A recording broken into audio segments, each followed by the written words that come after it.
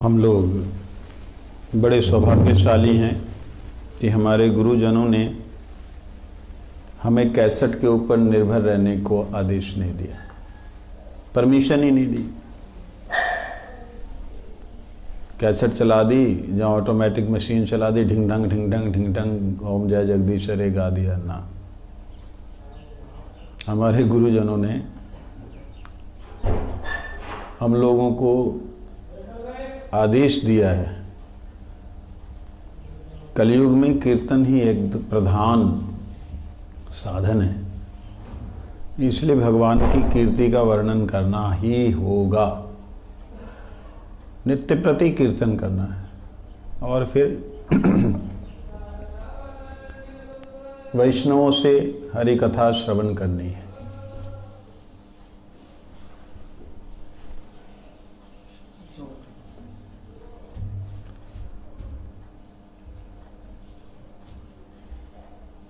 अथवा गुरु महाराज जी की, परम गुरु जी की, जहाँ ऐसे एलिवेटेड वैष्णवों की आपको रिकॉर्डिंग्स मिल जाएं, उनको नित्य प्रति श्रवण करना है।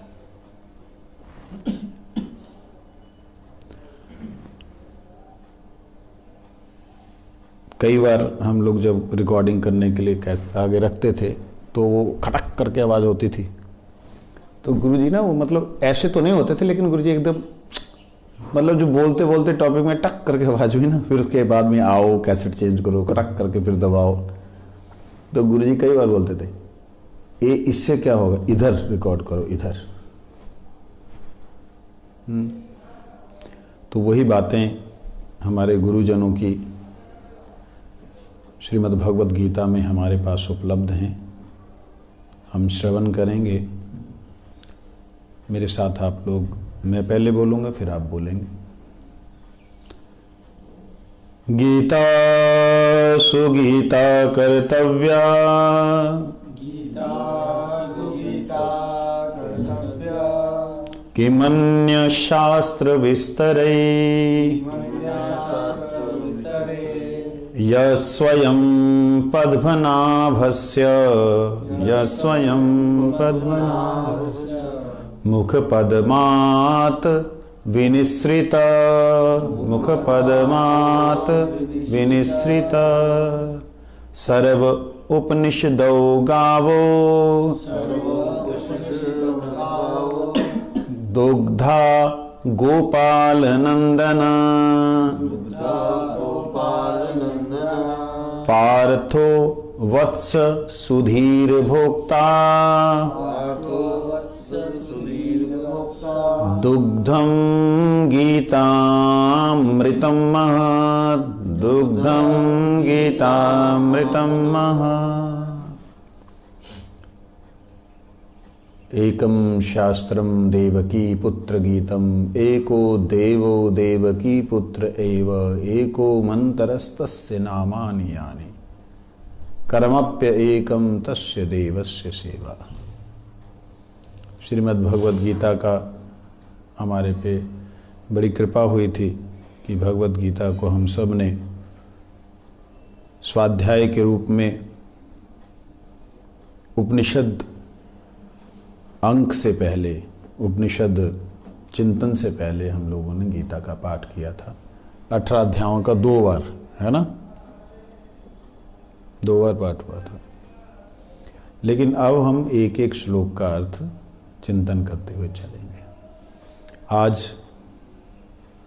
प्रथम दिवस है श्रीमद् भगवद गीता के चिंतन पे। आज वैकुंठ चतुर्दशी है। भगवान के चरणों में प्रार्थना करते हैं। श्रील भक्ति प्रमोद पुरी गोस्वामी महाराज जी का आज तिरोभाव भी है। श्रील भक्ति प्रमोद पुरी गोस्वामी महाराज जी जो हैं, कोई जरूरत नहीं है। श्रील भक्ति प्रमोद पुरी गोस्वामी महाराज जी का जो आज तिरोभाव दिवस है, गुरुदेव की कृपा से उनका थोड़ा संग करने का मौका मिला था। कलकत्ता में विराजमान थे, तो गुरुजी प्रत्येक दिन आरती के बाद में उनके कमरे में जाते, साष्टांग लेट करके प्रणाम करते। वो तब उस वक्त थोड़ा उठ पाते थे और वो भी उठ के नीचे उतर के प्रणाम करते थे। आप लोगों ने तो देखा नहीं होगा पूरी गोस्वामी महाराज जी ने प्रणाम करते हुए, प्रणाम करते देखा, लेकिन गुरु महाराज के साथ कोई देखा नहीं। वो अलग बात है। तो हम बड़े हैरान होते थे कि दादा गुरुजी के बड़े गुरु भाई हैं, दादा गुरुजी माधव गोस्वामी महाराज जी के बड़े गुरु भाई भक्ति प्रमोद पुरी गोस्वामी महाराज जी, वो ऐसे गुरुजी को प्रणाम करते हैं जो कि शिष्य हैं। हमारे गुरुजनों ने एक अद्भुत जीवन में आदर्श स्थापित किया है। क्या किया है ये हम लोग समझने में थोड़ा असमर्थ लगते हैं, लेकिन गुरुजी ने ही कृपा करके समझाया। कहते हैं आप लोग सोच सकते हो कि भक्त ऐसा दीनहीन क्यों बना रहता है कि मैं कुछ नहीं हूँ, मैं पतित हूँ, मैं ये क्यों हुआ रहता है।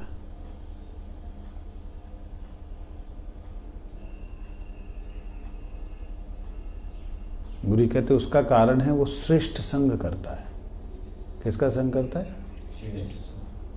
श्रेष्ठ संग। श्रेष्ठ संग का मतलब जब आप अपने से बड़े, अपने पिता के पास खड़े हो, माता के पास हो और उनके लाडले हो, तो आप उनके सामने बच्चे ही रहोगे, है कि नहीं? और लेकिन अगर आप अपने बच्चे के सामने हो तो बाप माँ बन के प्यार भी करोगे, लाड भी करोगे, उठोगे भी। लेकिन गुरुजी कहते हैं इसमें समझना होगा कि जो वैष्णव अपने आप को दीनहीन हृदय से समझते हैं उनका कारण क्या है। भाई अगर तुम आपके हृदय में भगवान है तो अभिमान होना चाहिए ना, मेरे हृदय में भगवान है, मैं जीवों पे कृपा करूंगा, ये होना चाहिए। प्रकाशित हो गए भगवान तो यही आना चाहिए ना, आहा तो मेरे हृदय में भगवान है, गुरुजी हैं, सब पे दया करूं, ये होना चाहिए। ये ना होकर के दैन्यता क्यों है? जब उनको कृपा करने के लिए बोला जाता है तो वो अपने आप को दीनता की हरि बोल प्रभुपाद दया करो, ये पूरी गोस्वामी महाराज जी का, हे प्रभुपाद दया करो, नरसिंहदेव कृपा करो। तो वो उनको क्यों बुलाते हैं? वो क्यों नहीं आशीर्वाद दे देते?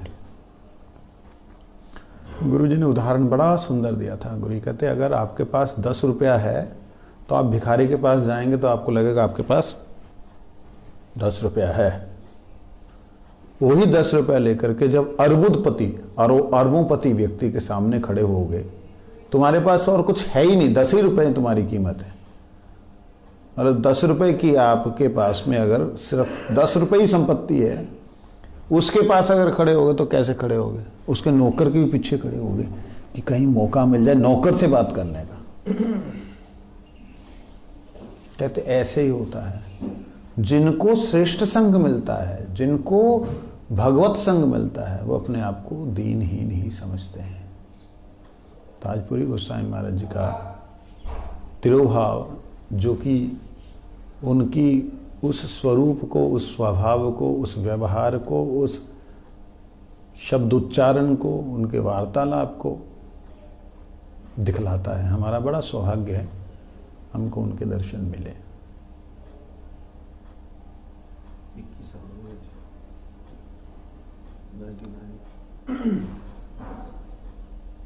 अब ये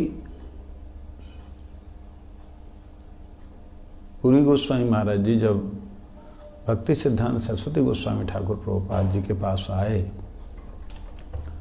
उस वक्त प्रभुपाद जी ने उनको अपनी एक कलम दी,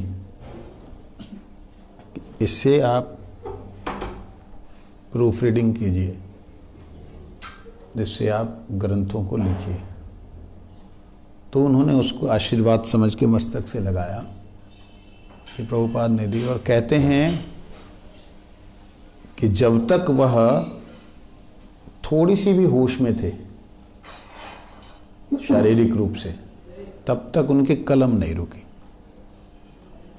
वो चालू हुई तो डेली उनके 10-12 घंटे, 10-8 घंटे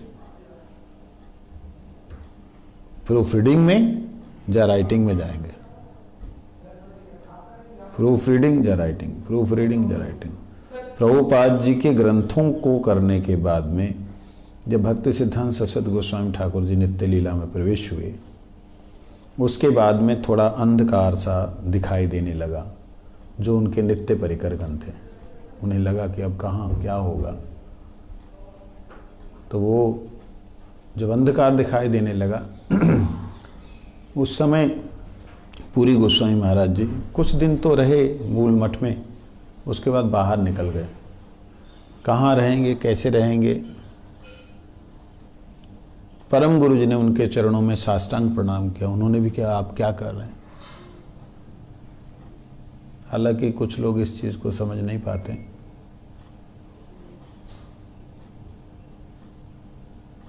अपराध करते हैं।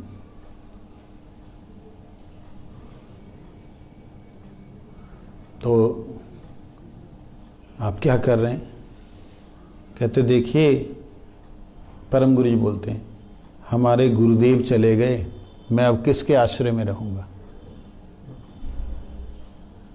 हमारे गुरुदेव चले गए, मैं अब किसके आश्रय में रहूंगा।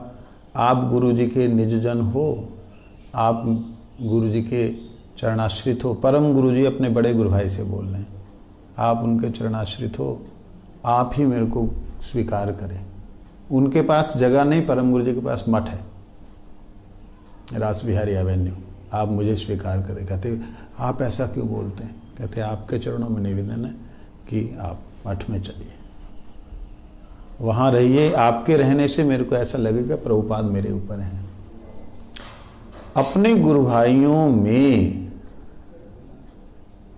हम लोग तो दोषी देखते हैं, लेकिन किस प्रकार से परम गुरु जी ने उन्हें सम्मान दिया, किस प्रकार से उनको निवेदन करके लेके आए, ये बड़ा एक अद्भुत दृश्य है। मठ में आए, रास बिहारी एवेन्यू बोल करके एक जगह थी, वहाँ पे पहले चैतन्य गौड़ी मठ था। वहाँ रहे बहुत दिनों तक। चैतन्य वाणी पत्रिका को प्रकाशित करना शुरू किया।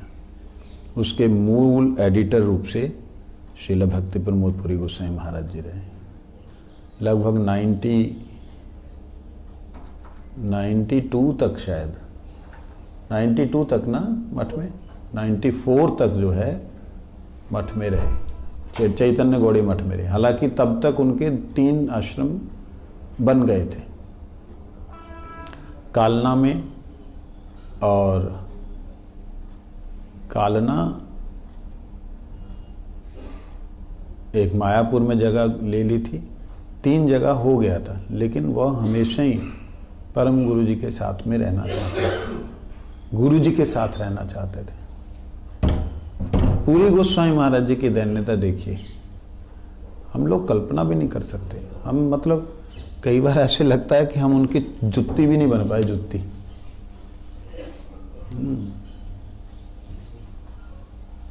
हम उनकी उनकी चप्पल बनने लायक भी नहीं। पूरी गोस्वामी महाराज जी से किसी ने पूछा, महाराज आप तो, आपका मठ है, गुरुजी ने कई बार निवेदन किया आप शिष्य बनाइए, शिष्य कीजिए। बड़े कहने के बाद उन्होंने कौन से सन में शुरू किया था शिष्य बनाना मुझे याद नहीं, लगभग 85 या 80s में उन्होंने पहले शिष्य गौतम प्रभु को स्वीकार किया था, पहले शिष्य। उसके बाद में कई लोगों ने उनसे निवेदन किया, महाराज, कई लोगों ने, मतलब मैं नाम नहीं बोलना चाहता, कि अब हमारे मतलब मठ में जो है आप सब कुछ करेंगे, किसी ने बोला तो उनको दुख हुआ। तो किसी ने, उनके निजी जन ने पूछा, शिष्य ने, कि गुरुजी आप क्यों नहीं जाते, अपना मठ है वहाँ चलते हैं। कहते देखो वैष्णव संग नहीं मिलेगा, वैष्णव संग नहीं मिलेगा तो मतलब किसको कौन सा संग आपको चाहिए? ये भक्ति वल्लभ तीर्थ महाराज जो है ना, वैष्णव है। कैसा भाव अपने शिष्य के अंदर भी अपने गुरु की कृपा को देख पाना असंभव कार्य है। श्रील गुरु महाराज जी को मैंने देखा, अक्सर गुरु महाराज जी जब 2-3 दिन कहीं भी किसी भी सिटी में रुकते, हरिकथा करते, हरिकथा के आखिरी दिन गुरु जी जरूर बोलते थे वोट ऑफ थैंक्स। कहते थे देखो आप लोग तो यहाँ सब श्रोता रूप से बैठे, गुरु कितने प्रकार का होता है। जो शिष्य है वो भी गुरु है, क्योंकि वो देखता है कि गुरु जी क्या कर रहे हैं। कुछ गड़बड़ी करता है तो शिष्य जो है वो शासन कर रहा है, और जो श्रोता है वो अगर बैठता है ध्यान से सुनता है कि कुछ गड़बड़ी तो नहीं बोला। इसलिए जो शासन करता है वो गुरु है, जो शासन स्वीकार करता है वो शिष्य है। कबीर जी ने बोला शायद, गुरु कुम्हार शिष्य कुंभ है, घड़ी घड़ी काढ़त खोट, भीतर हाथ पसार दे बाहर मारत चोट। बाहर से जो है वो चोट मारते हैं, लेकिन भीतर करुणामय हाथ है कि शिष्य का किसी तरीके से अहित ना हो जाए, लेकिन भीतर हाथ रखते हैं। ये है वह गुरु जिसके अंदर ऐश्वर्य भाव है। लेकिन हमारे गुरुजनों के अंदर बड़ा ही दैन्य भाव था। उन्होंने तो अपने गुरु का संग कभी छूटे ही नहीं उनसे। नित्य लीला में गुरुदेव के प्रवेश होने के बाद गुरुजी की जो अवस्था थी वो अवस्था वर्णनीय नहीं है। हम वर्णन नहीं कर सकते, कल्पना भी नहीं कर सकते, अनुभव की तो बात छोड़ ही दीजिए। मैं अपनी बात कर रहा हूं, मेरे प्रैक्टिकल ये है कि गुरुजी जिस भाव में भावित होकर के परम गुरुजी के लिए तड़फ रहे थे, क्या भृगुपात इहा क्या है, गिरिराज तटे, गुरुजी के स्तव में है ना, रघुनाथ समम।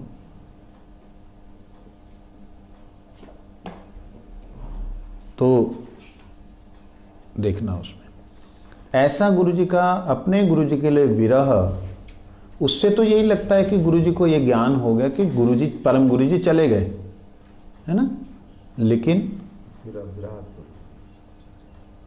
लेकिन क्या हुआ, गुरु महाराज जी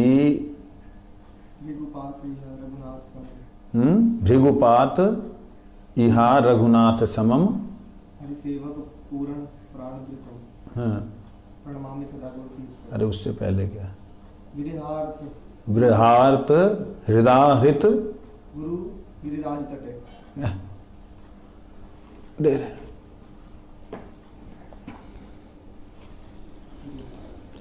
विरहार्थ गुरु गिरिराज तटे, भृगुपात इहा रघुनाथ समम। कहते हैं विरह में आर्त हो करके, आर्त का मतलब बिना उनके प्राण ना रहना, ऐसी स्थिति प्राप्त होना।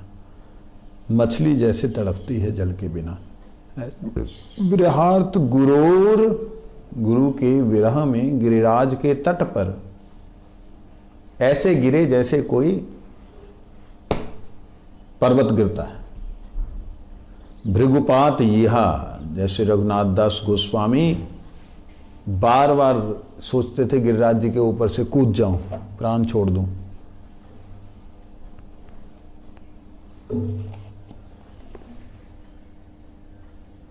जय हो भगवद गीता की। तो कहते हैं इस प्रकार से गुरुदेव अपने परम गुरु जी के, अपने गुरुदेव के विरह में आतुर थे। वो कैसे देखते हैं गुरु जी को, सर्वत्र देखने लग गए। जैसे गोपियों का स्थिति क्या थी, कृष्ण जब हैं तब तो कृष्ण हैं ही हैं, जहां हैं वहीं जाएंगी, लेकिन जब कृष्ण नहीं है तो कृष्ण सर्वत्र हैं। ऐसे ही गुरु महाराज जी और पुरी गोस्वामी महाराज जी इन लोगों का भाव, बामन गोस्वामी महाराज जी जिनका मैंने दर्शन किया, औरों का तो होगा ही होगा, मगर जिनका दर्शन किया, जिनके बारे में थोड़ा जानकारी है, इन लोगों का ये भाव बड़ा दृढ़ और बड़ा ही अद्भुत था। श्रील श्रीधर देव गोस्वामी महाराज जी ने तो अपने ग्रंथ गुरु तत्व में लिख ही दिया कि गुरुदेव सर्वत्र हैं। सर्वत्र हैं का मतलब जहां सद शिक्षा मिल रही है वो मेरे गुरुजी ही दे रहे हैं। भाव ये तो गुरु महाराज जी जब हरि कथा करते 1 2 3 4 दिन, तो उसके बाद में ये जरूर बोलते थे, यहाँ जो श्रोता रूप से बैठे हैं वो लोग हमारा गुरु जी का कार्य किया, अर्थात जो गुरु जी करते हैं वो उन्होंने किया। क्या किया? बैठ के हरि कथा श्रवण की। अब हरि कथा श्रवण करना तो गुरु का कार्य नहीं होता, लेकिन गुरु कई बार पूछते हैं ना, अच्छा सुनाओ। तो ऐसे ही अगर श्रोता बैठे हैं तो वो गुरु जी, हमारे गुरु महाराज जी श्रोता को क्या देख रहे हैं? श्रोता को देख रहे हैं कि गुरु जी बैठे हुए हैं सुनने के लिए हरि कथा। ऐसा कोई सोच सकता है? ऐसा भाव आ ही नहीं सकता। शिष्यों के लिए सोच रहे हैं ये तो गुरुजी ने मेरे चारों तरफ इनको रखा है कि मैं कुछ गड़बड़ ना करूं, हरि कथा में, हरि कीर्तन में, हरि सेवा में, हरि नाम में सब समय लगा रहूं, इसलिए ये सब समय सब गुरुजी ने मेरे सामने इन लोगों को रखा। शिष्यों के प्रति ये भाव कल्पना नहीं कर सकते कि किस प्रकार से दैन्यता, दीनता भगवान के साथ में रहने के कारण उन लोग के हृदय में थी। पूरी गोस्वामी महाराज जी का भी ऐसा ही भाव, अद्भुत भाव कि वो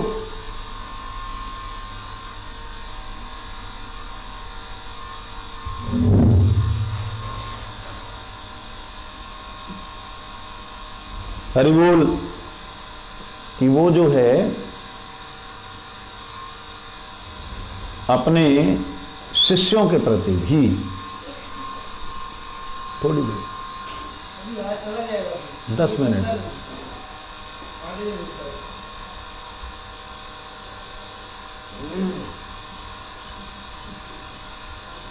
10 मिनट तो उसमें शिष्यों के प्रति ऐसा भाव, मैं शिष्य का शिष्य हूं। मैं क्या हूं? मैंने प्रणाम किया पूरी गोस्वामी महाराज जी को वृंदावन में, गोरे दाऊ जी मंदिर में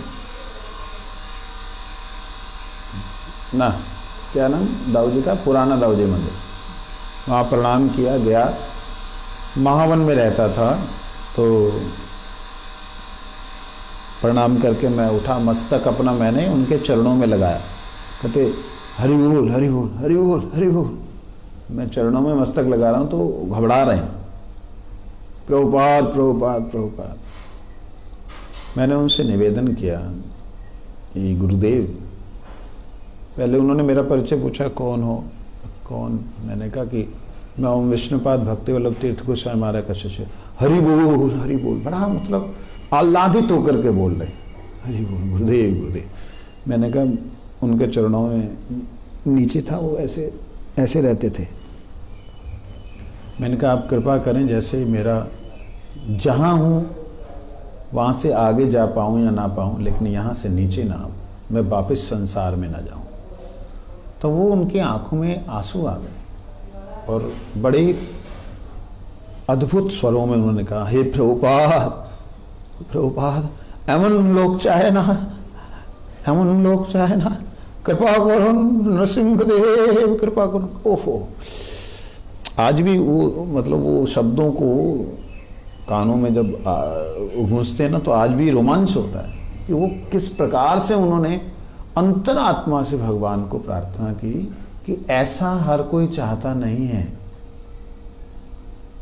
आप कृपा करें। उससे पहले जब मैंने प्रणाम किया, ऐसा हाथ जोड़ दिया था उन्होंने, फिर मैंने बाबा माथा हाथ दें, तो जब उन्होंने प्रार्थना कर ली उसके बाद मैंने आगे सिर किया, तो सिर पे भी ऐसे करके नहीं प्यार किया, थोड़ा ऐसा ऐसे रखा।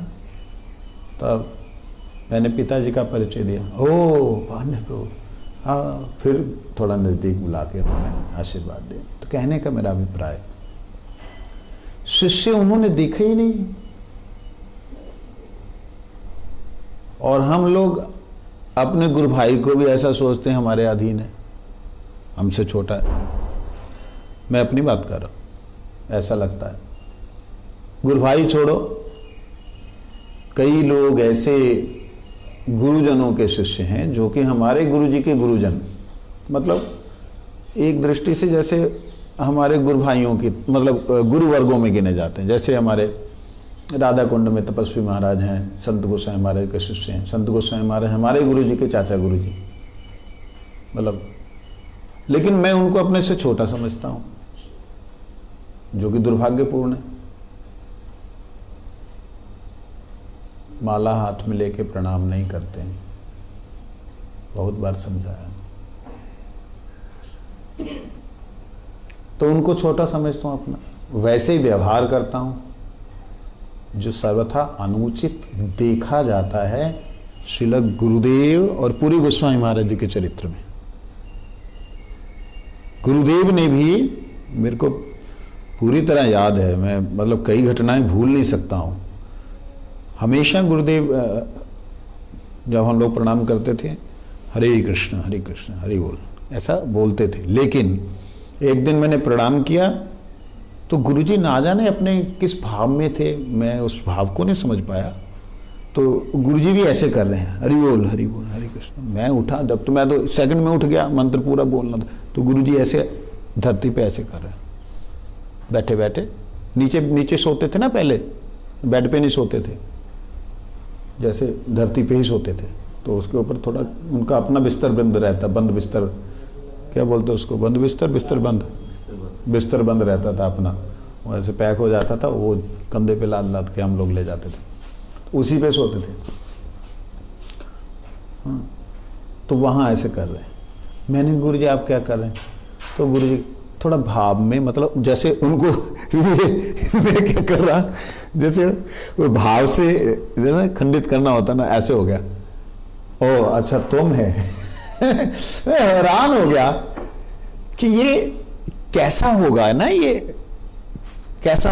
अचानक से ये घटना याद आई, बहुत सालों बाद, मतलब कितने साल बीत गए मेरे को याद नहीं, बहुत सालों बाद, 2000 हम लोग शायद यहाँ आ चुके थे, 2007-8 की बात थी। चंडीगढ़ गया था मैं, 8 में थे गुरुजी चंडीगढ़ या 7 में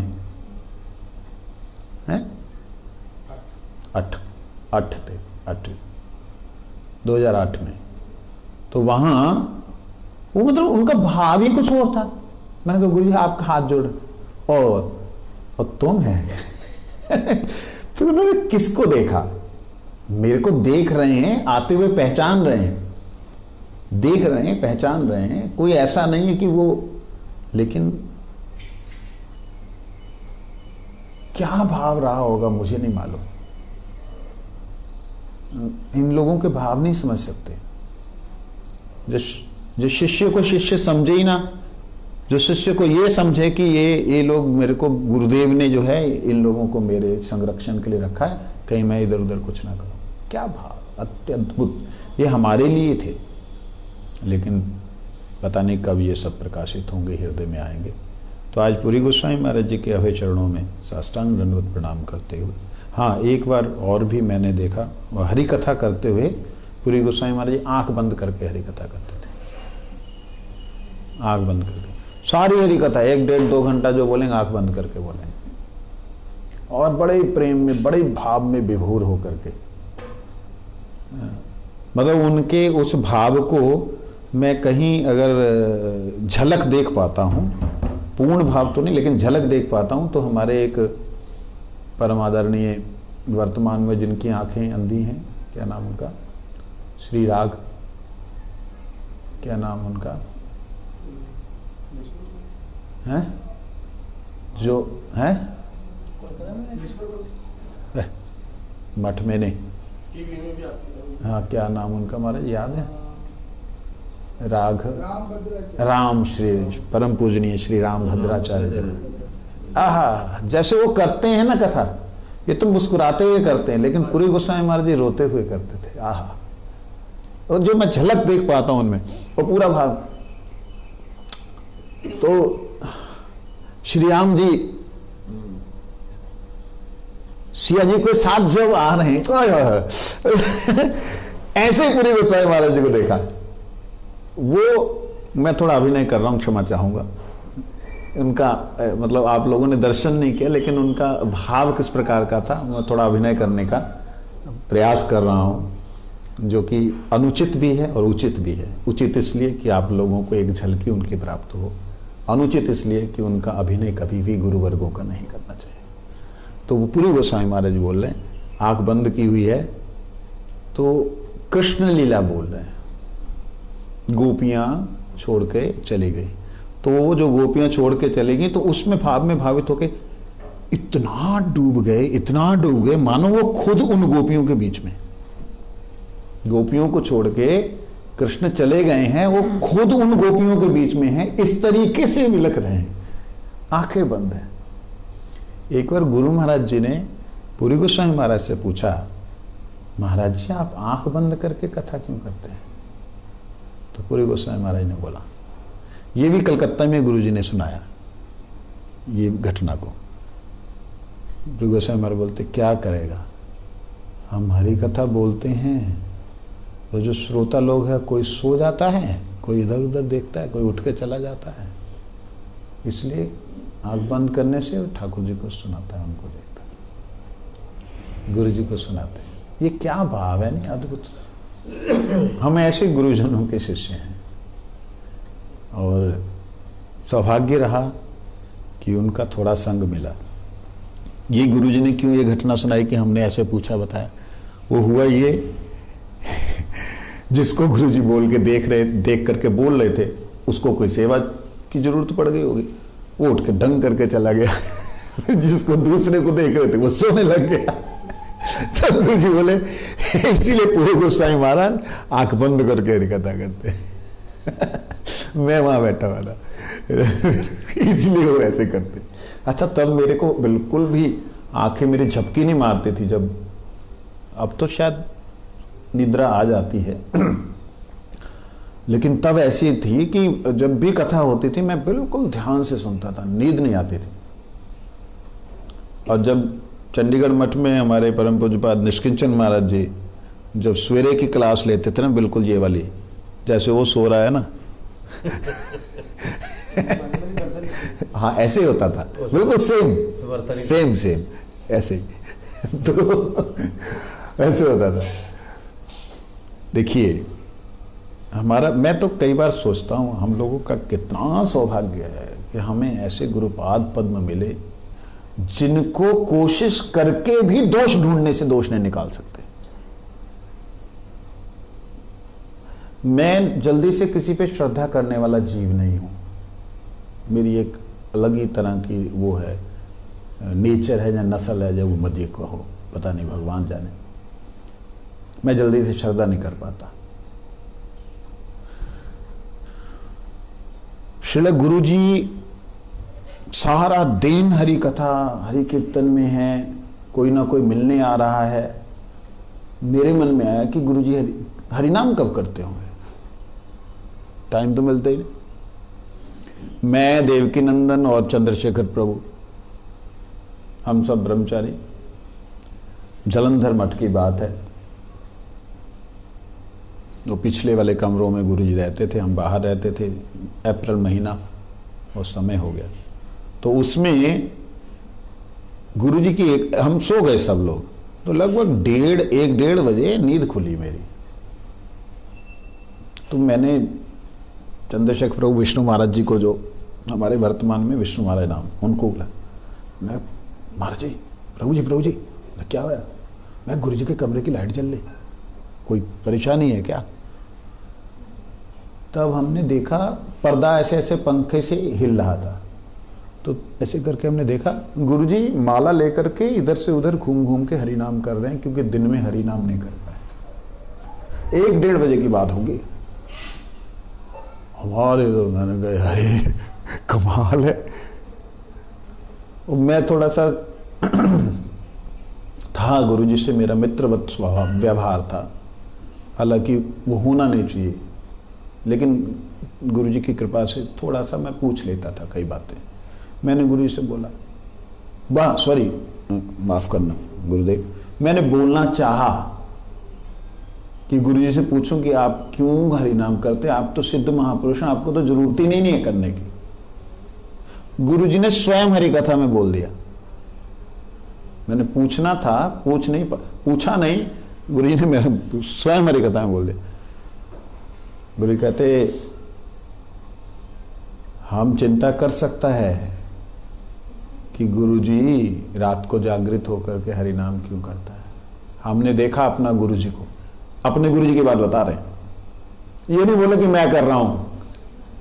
हम देख, हमारा गुरुजी का जो मच्छरदानी था बहुत लंबा था, उसमें गुरुजी खड़ा होकर के हरि नाम करते थे। मच्छर इतने थे कि खड़े होकर अंदर उसमें हरि नाम करते। तो ये चीज देखी, गुरुजन हमें ऐसे मिले, शिलापुरी गोस्वामी महाराज जी ऐसे दिव्य आदर्शशील जिनका आज तिरोभाव है, उनके श्री चरणों में साष्टांग दंडवत प्रणाम करके प्रार्थना करता हूँ कि हे गुरुदेव, मेरे निश्चित रूप से जाने अनजाने में अपराध हुए हैं, जान करके जो अपराध किए हैं उन्हें तो जरूर क्षमा कीजिए, अनजाने में अपराध जो हुए हैं उनको भी क्षमा करके आप मेरे गुरुदेव ओम विष्णुपाद भक्ति वल्लभ तीर्थ गोस्वामी महाराज जी के चरणों में मेरा अनुराग बढ़ाएं, ऐसी आपके श्री चरणों में मेरी प्रार्थना है। शिलापुरी गोस्वामी महाराज की